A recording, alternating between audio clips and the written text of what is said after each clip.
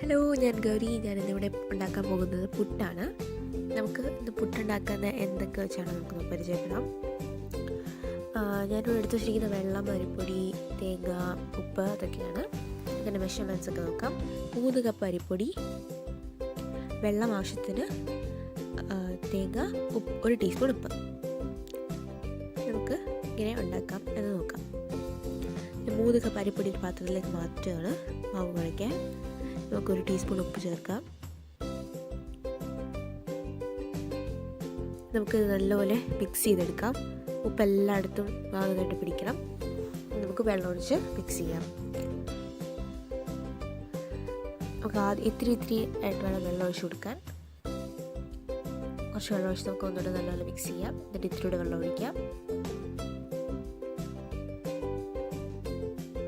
ഒട്ടും കട്ടയില്ലാത്ത രീതിയിൽ വേണം മിക്സ് ചെയ്യാൻ. നല്ലപോലെ മിക്സ് ചെയ്യാം.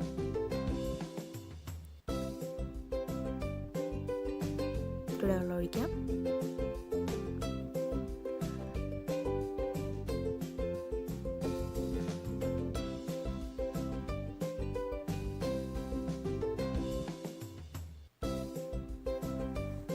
എനിക്ക് വേണമെങ്കിൽ മിക്സിയിലിട്ട് അടിച്ചെടുത്തിട്ട് എടുക്കാം,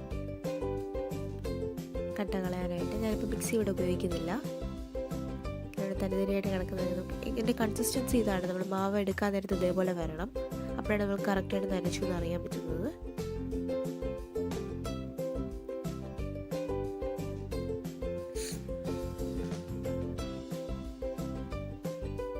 നമുക്ക് പുട്ടുകുറ്റിക്കകത്ത് ചില്ലിടാം.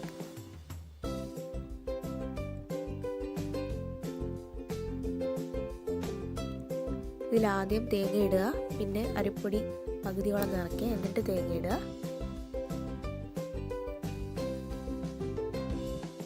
എന്നിട്ട് അരിപ്പൊടി വീണ്ടും നിറയ്ക്കുക. നമുക്കൊരു നല്ല ഒരു പുട്ട് നല്ല ഷേപ്പിൽ കിട്ടും.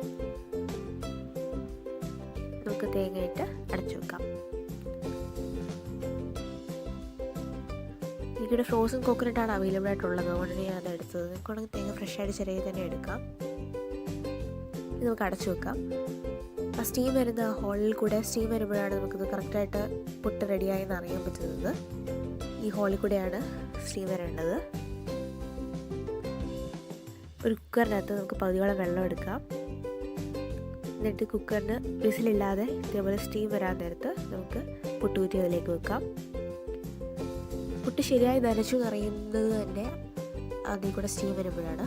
നമുക്കൊരു കമ്പ് ഉപയോഗിച്ച് അത് കുത്തി പുട്ടെടുക്കാം. റെഡിയായി കഴിഞ്ഞ്